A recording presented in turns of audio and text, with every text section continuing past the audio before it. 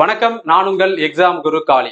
டிஎன்பிஎஸ்சியில் பார்த்தீங்கன்னா ஒரு புது அப்டேட் கொடுத்துருக்காங்க. அதாவது ஓஎம்ஆர் ஷீட்ல சில சேஞ்சஸ் பண்ணியிருக்காங்க. அதை பற்றி தான் இந்த வீடியோவில் பார்க்க போகிறோம். ஷார்ட் அண்ட் ஸ்வீட்டாக சொல்லணும்னா, இந்த ஏபிசிடிஇ இதெல்லாம் ஆட் பண்ணி கடைசியாக கீழே நம்ம போடுவோம் இல்லைங்களா, அந்த ப்ரொசீஜரை நீக்கிருக்கிறாங்க. ரொம்ப ரொம்ப நல்ல விஷயம், சந்தோஷமான விஷயம், எதிர்பார்த்தது தான். கூடுதலாக நான் எதிர்பார்த்தது என்னன்னா, இந்த அப்படிங்கிற ஆப்ஷனை எடுத்துருவாங்க அப்படின்னு எதிர்பார்த்தேன். நான் பர்சனலாக எக்ஸ்பெக்ட் பண்ணது. பட் அதை பண்ணல. அதை பண்ணாமல் பெரிய விஷயத்த பண்ணியிருக்கிறாங்க. அதுக்கு மிகப்பெரிய நன்றிகளும் வாழ்த்துக்களும் டிஎன்பிஎஸ்சிக்கு. ஏன் அப்படின்னா, இதனால யார் தெரியுமா பாதிக்கப்படுறாங்க? 100க்கு 90 பேர் கிராமப்புறத்துல இருந்து போறவங்க தான்.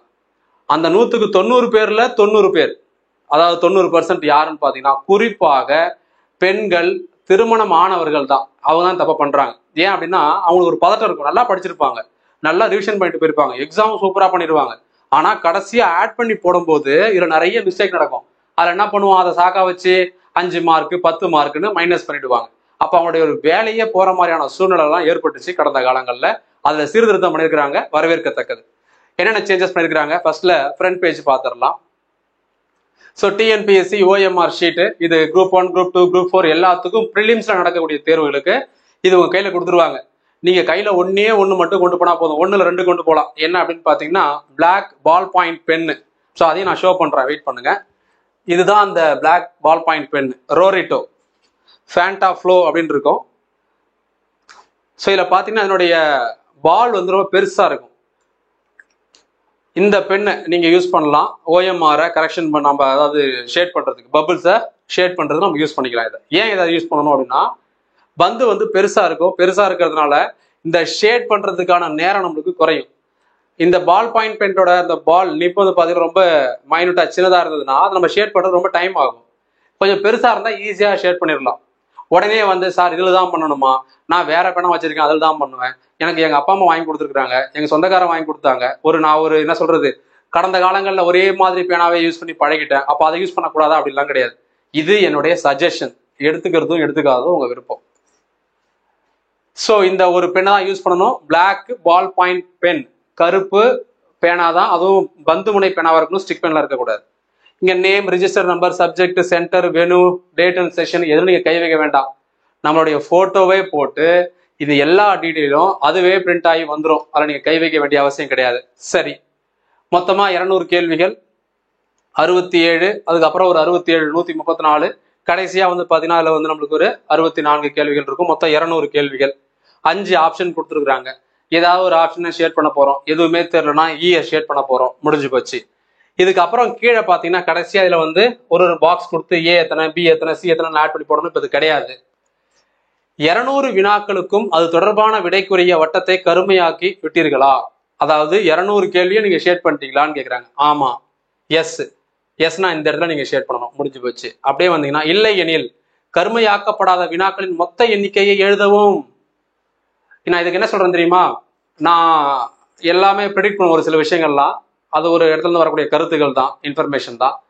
அது அப்படியே நடைமுறைப்படுத்திக்கிட்டே வராங்க. நான் உங்கள்கிட்ட பேர் சொல்றேன், அடுத்த வருஷம் அதாவது 2026ல டிஎன்பிஎஸ்சியில தமிழ் இங்கிலீஷ் இருக்க வாய்ப்பு இல்லை. முழுக்க முழுக்க GK, maths, reasoning, current affairs இதுதான் இருக்கும். கிட்டத்தட்ட ஒரு ரயில்வே எக்ஸாம் மாதிரி, ஒரு பேங்க் எக்ஸாம் மாதிரி நடக்கும். நெகட்டிவ் மார்க் இருக்கும். நோட் பண்ணி வச்சுக்கோங்க, 2026ல எதிர்பார்க்கலாம். ஸோ அப்போ என்ன பண்றாங்கன்னா, இல்லை எனில் எத்தனை நீங்க வந்து விட்டுருக்கிறீங்க. இப்போ நான் 200 கேள்வியில 190 கேள்வி தான் போட்டிருக்கிறேன். 10 கேள்வி விட்டுட்டேன். எனக்கு தெரியல, எனக்கு ஷேட் பண்ணவும் விருப்பம் இல்லை, அது ஏதோ ஒரு ஆப்ஷன் டைம் இல்லை. அப்போ என்ன பண்றோம்னா இங்க எழுதணும். இல்லை எனில் கருமையாக்கப்படாத வினாக்களின் மொத்த எண்ணிக்கை 10ன்னு இங்க எழுதணும் நீங்க. சரியா? அடுத்தது பாருங்க, பெருவிரல் ரேகை மட்டும், அதாவது லெஃப்ட் தம்ப் இம்ப்ரெஷன், நம்மளுடைய தான் இடது கை லெஃப்ட் தம்ப் இம்ப்ரெஷன் இங்க வச்சிடணும், முடிஞ்சு போச்சு. அப்படியே இங்க வந்தீங்கன்னா இந்த இடத்துல என்ன இருக்குன்னு பாருங்க. வினாத்தாள் தொகுப்பு எண், கொஷின் புக்லெட் நம்பர் 1 2 3 4. ஸோ அந்த டிஜிட் வந்து நீங்க என்ன பண்ணணும், நம்மளுக்கு ஓஎம்ஆர் ஷீட்ல புக்லெட் கொடுத்துருவாங்கல்ல, கொஷின் பேப்பர், அந்த கொஷின் பேப்பர்ல இருக்கிற நம்பர் வச்சு நம்ம என்ன பண்ணணும், இதை வந்து ப்ராப்பரா ஷேட் பண்ணிடணும். மேலே எழுதிட்டு கீழே ஷேட் பண்ணணும். அடுத்தது, to be darkened by the invigilator with black ink ball point pen. இதுல நம்ம கை வைக்க கூடாது. யார் பண்ணுவாங்க? By invigilator. வரக்கூடிய ஹால் சூப்பர்வைசர் வராங்கல்ல, அவங்க இந்த வேலையை பார்த்துக்குவாங்க. உங்களுக்கு இந்த வேலை வேண்டாம். அப்படியே கீழே வந்தீங்கன்னா, தேர்வரின் உறுதிமொழி, டிக்ளரேஷன் ஆஃப் த கேண்டிடேட். நாம என்ன சொல்றோம், என்ன சொல்ல போறோம்?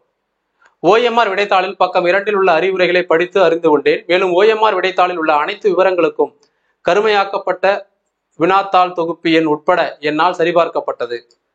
நான் அடிக்கடி வழக்கமா சொல்றது, எக்ஸாம் இப்ப குரூப் 1 மாதிரி எக்ஸாம் நம்ம அதான பெருசா ஃபோக்கஸ் பண்றோம்.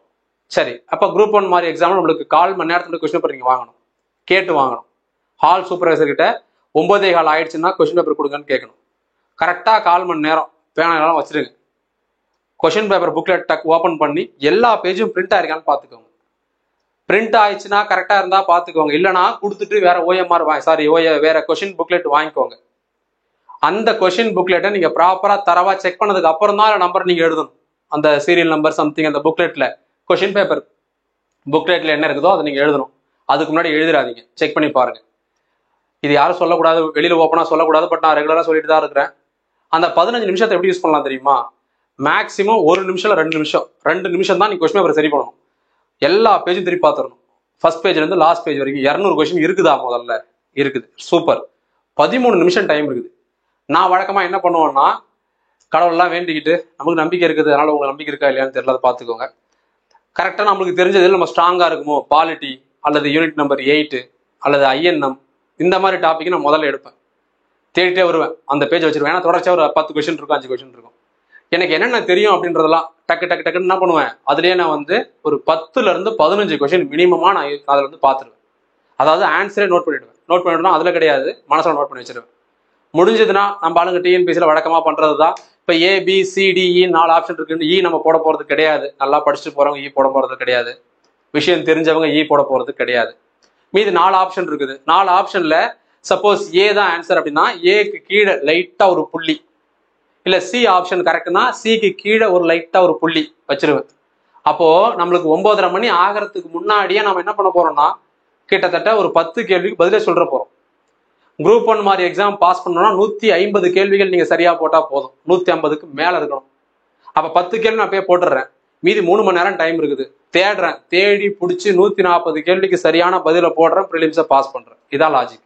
ஓகே, தேவைப்படுறவங்க ரிலைஸ் பண்ணிக்கோ நான் சொல்ற பாயிண்ட்ஸை. மற்றவங்களாம் நீங்க வழக்கம் போல விட்டுட்டு உங்களுக்கு என்ன தோணுதோ தாராளமா செய்யலாம். இங்க தேர்வரின் கையொப்பம், சிக்னேச்சர் ஆஃப் த கேண்டிடேட் நம்ம சைன் பண்ணிடணும். வேலை முடிஞ்சு போச்சு. அப்படியே வந்தீங்கன்னா இங்க அவங்க என்னென்ன பண்ணணும்ன்றதா கொடுத்துருக்குறாங்க. வளன்னு கதையா கொடுக்காம சிம்பிளா ஷார்ட் அண்ட் ஸ்வீட்டா கொடுத்துருக்காங்க. வரவேற்கத்தக்கது. என்னென்ன கொடுத்துருக்காங்க, எப்படி ஷேட் பண்ணணும், ஃபுல்லா ஷேட் பண்ணணும், டிக் அடிக்கிறது, இன்ட்டு போடுறது அப்படிலாம் பண்ணக்கூடாது. ஒரே கொஸ்டினுக்கு 2 ஷேட் பண்ணக்கூடாது. பிளாக் பால் பாயிண்ட் பெண்ணை தான் யூஸ் பண்ணணும், வேற எதுவும் யூஸ் பண்ணக்கூடாது. தேவையற்ற மற்றும் பொருத்தமற்ற குறிப்புகள் குறியீடுகள் மேற்கொள்வது இதெல்லாம் தப்புன்னு சொல்றாங்க. கொஸ்டின் பேப்பர்ல ஓஎம்ஆர் விடைத்தாளில் செல்லாதாக்கப்படும். நீங்க கொஸ்டின் பேப்பர்லயோ இல்ல ஓஎம்ஆர் ஷீட்லயோ எக்ஸ்ட்ரா ஏதாவது எழுதுனீங்கன்னா கண்டுபிடிச்சிட்டாங்க அப்படின்னா உங்களுடைய எக்ஸாம் அந்த இதுல என்ன பண்ணுவாங்க, ஓஎம்ஆர்லாம் பிடிக்கிட்டு அனுப்பி விட்டுருவாங்க, போயிட்டு வாங்கன்னு சொல்லிட்டு. அதெல்லாம் பண்ணாதீங்க. தப்பு பண்ணக்கூடாதுன்னு கொடுத்துருக்கோம், நம்ம தப்பு பண்ண போறது கிடையாது. ஒரு 1/2 மார்க்கை குறைக்க போறாங்க. எப்போ, கீழ்கண்ட ஒவ்வொரு காரணங்களுக்காகவும் தேர்வர் மற்றும் மொத்த மதிப்பெண்களிலிருந்து பெரும் மொத்த மதிப்பெண்ணிலிருந்து 0.5 மதிப்பெண் குறைக்கப்படும். விடைத்தாளில் எந்த ஒரு வினாவிற்கு அது தொடர்பான எந்த ஒரு வட்டத்தையும் ஆக்காதிருந்தால், அதாவது வட்டம் காலியாக விடப்பட்டால் என்ன பண்ணுவாங்களாம், நீங்க எதுவுமே பபுள் ஷேட் பண்ண மாட்டீங்கன்னா 0.5 ரெடியூஸ் பண்ணுவாங்களாம். இடது கையோட பெருவிரல் ரேகை வைக்கலன்னா 1/2 மார்க் ரெடியூஸ் பண்ணுவாங்களாம். கண்டிப்பா வச்சுதான் ஆகணும், இன்விஜிலேட்டர் கொண்டு வந்துருவாங்க. இது கடைசியா கண்காணிப்பாளருடைய கையொப்பம். முன்னாடி எல்லாம் பாத்தீங்கன்னா நாமளும் சைன் பண்ணுவோம் பின்னாடி, இப்போ அதெல்லாம் கிடையாது. ஸோ ரொம்ப ஷார்ட் அண்ட் ஸ்வீட்டா மாத்திட்டாங்க. ஸோ நீங்க பண்ண வேண்டிய விஷயம் என்னது, நமக்கு நல்லா தெரிஞ்ச கேள்வியை எவ்வளவு சீக்கிரம் நம்ம ப்ராப்பரா கரெக்டா போட முடியுமோ அவ்வளவு சீக்கிரம் போட்டுட்டீங்க அப்படின்னா, கொஷின்ல எல்லாம் அந்த பபிள்ல ஷேட் பண்ணிட்டீங்க அப்படின்னா உங்க வேலை முடிஞ்சது. நான் குரூப் 1 ஸ்ட்ராட்டஜி இன்னொரு வீடியோல சொல்றேன். எப்படி எக்ஸாம்ல கொஷின் எப்படி வரப்போகுது அப்படின்றதையும் நான் அடுத்த வீடியோல நான் உங்களுக்கு தெளிவா எக்ஸ்பிளைன் பண்றேன். குரூப் 1 வினாத்தாள் இப்படித்தான் இருக்கும் அப்படின்னு அடுத்த வீடியோ வரும், பாருங்க. ஸோ வேற எதுவும் இதுல பெருசா எந்த சேஞ்சஸும் கிடையாது, ரொம்ப ஈஸியாகவும் இருக்குது. ஓஎம்ஆர் ஷீட்டு சந்தோஷம், வரவேற்கத்தக்கது. இதே போல கேள்வித்தாளையும் ரொம்ப ஸ்டாண்டர்டா வச்சிருந்து தமிழ் இங்கிலீஷ் டிரான்ஸ்லேஷனும் கரெக்டாக கொடுத்துருந்து நேர்மையான முறையில் தேர்வு நடத்தி ரொம்ப தவறான முறையில் பின்பற்றக்கூடிய இடஒதுக்கீடு இருக்குல்ல அதை மாற்றி எல்லாத்தையும் சரிப்படுத்தி நடத்தினாங்கன்னா டிஎன்பிஎஸ்சி உண்மையாகவே ஒரு மிகப்பெரிய உன்னதமான ஆணையமாக விளங்கும். ரொம்ப முக்கியமான டாபிக்கு. இது வரைக்கும் நான் எடுத்து பேச வேண்டாம், அதாவது நம்ம பேசி நடக்க போகுது அப்படின்னு நினைச்சு நான் நெக்லெக்ட் பண்ண டாபிக் கண்டிப்பா அது சம்பந்தமா அடுத்த வீடியோ வரும். ஆண்களுக்கு தேவை இடஒதுக்கீடு. டிஎன்பிஎஸ்சியில பெரிய நிறுவனங்கள், தமிழ்நாட்டில் இருக்கக்கூடிய லட்சக்கணக்கில் கோடிக்கணக்கில் ஏர்ன் பண்ணக்கூடிய பெரிய பெரிய நிறுவனங்கள் எல்லாமே வாய் மூடி மௌனம் சாதிக்கிறார்கள். ஏன் என்று தெரியவில்லை, புரியவில்லை. பட் நாமளும் அப்படி இருக்கக்கூடாது. எப்பவுமே நம்ம எந்த சைடில் இருக்கணும் அப்படின்னு பார்த்தீங்கன்னா, ஒரு ப்ராப்ளம் அப்படின்னா விக்டிம் சைடில் தான் இருக்கணும். யார் பாதிக்கப்படுறாங்களோ பாதிக்கப்பட்டவரின் பக்கம் இருப்பதுதான் நியாயமானதாகவும் அந்த நியாயத்தை காப்பாற்றுறதுக்காகவும் இருக்கும். ஸோ நாம விக்டிம் சைடில் தான் இருக்க போகிறோம். நானும் ஒரு ஆண் அப்படிங்கிற நோக்கத்தில் மட்டும் இல்லாமல் பொதுவான ஆண்கள் எவ்வளவு கஷ்டப்படுறாங்க இந்த தேர்வுகளில் தயாராகிறதுல அப்படிங்கிறத அவங்களுடைய மன வலியையும் சேர்த்து தான் அந்த வீடியோவில் சொல்ல போகிறேன். அதுக்கு கட்டாயமாக நம்முடைய சகோதர சகோதரிகள், நண்பிகள், தோழிகள் அவங்களும் சப்போர்ட் பண்ணுவாங்கன்னு நினைக்கிறேன். பெண்களுக்கு பார்த்தீங்கன்னா, நம்ம கலைஞர் கருணாநிதி சம்மந்தமான வீடியோவில் பெய்டு கோர்ஸில் நான் எடுத்துருக்கிறேன். வீடியோ ரெக்கார்ட் பண்ணி வச்சிருக்கேன், அப்லோட் பண்ணுவேன். நீங்கள் பாருங்கள், பெய்டு கோர்ஸ் இருக்கவங்களுக்கு. அவர் தான் முதல்ல கொண்டு வந்தார் பெண்களுக்கு 30% இடஒதுக்கீடு 1989 நினைக்கிறேன். அந்த 30% இடஒதுக்கீடு அப்போ கொண்டு வர காரணம் என்னன்னா, அப்போ பெண்களுக்கு சரியான பிரதிநிதித்துவம் இல்லை. அவங்க எக்ஸாம் அப்ளை பண்ணுறதே கம்மி, எழுதுறது ரொம்ப கம்மி, பாஸ் பண்ணுறது அதை விட கம்மி. அதனால அவங்களுக்கு இடஒதுக்கீடு தேவைப்பட்டுச்சு. இப்போ நாம என்ன பண்ண போறோம்னா, பெண்களுக்கு இடஒதுக்கீடு வேணாம், குறைங்க, மாத்துங்க, அதெல்லாம் சொல்ல போறதே கிடையாது. நியாயமானது விஷயத்த பேச போறோம். அவங்களும் ஏத்துப்பாங்கன்னு நம்புறேன். ஆண்களுக்கு இடஒதுக்கீடு கேட்கிறோம். பெண்களுக்கு 30%, ஆண்களுக்கு 30% கொடுங்க. பெண்களுக்கு 40 உயர்த்துறீங்களா, சந்தோஷம், ஆண்களுக்கும் 40 கொடுங்க. இல்ல பெண்களுக்கு நாங்க 50 கொடுக்க போறோம், ரொம்ப சந்தோஷம், ஆண்களுக்கும் 50 கொடுங்க. இவ்வளவுதான் நம்ம கேட்கறது. ஏன் அப்படின்னா, கடந்த 4-5 ஆண்டுகள்ல பாத்தீங்கன்னா, குறிப்பா குரூப் 1 போன்ற தேர்வுகள்ல வெற்றி அடைஞ்சு டாப்ல இருக்கவங்க எல்லாரும் பாத்தீங்கன்னா பெண்கள் தான். அதனால நான் திரும்பவும் சொல்றேன், பெண்கள் நான் தப்பா பேசுறேன்னு நினைச்சுக்காதீங்க. ரியல் ஃபேக்டை சொல்றேன். ஆண்கள் எவ்வளவு கஷ்டப்படுறாங்க அப்படிங்கிற வழியை வேதனையை நான் மக்களுக்கு தெரியப்படுத்த விரும்புறேன். இதை பத்தி டீட்டெயிலா நம்ம அடுத்த கிளாஸ்ல நான் அந்த வீடியோ போடுறேன். நீங்களும் சப்போர்ட் பண்ணுங்க. இந்த ஹேஷ்டேக் போட்டு ட்ரெண்ட் பண்றதோ அல்லது டிஎன்பிஎஸ்சிக்கு அல்லது டைரக்டா சிஎம் செல்லுக்கு நீங்க மெயில் பண்றதோ, அது எல்லா ப்ரொசீஜரையும் நான் அடுத்த வீடியோல சொல்றேன். தொடர்ச்சியாக நாம் எல்லாமே ஒன்றாக இணைந்து போராடுவோம். நாம் வெல்வோம். நன்றி, வணக்கம்.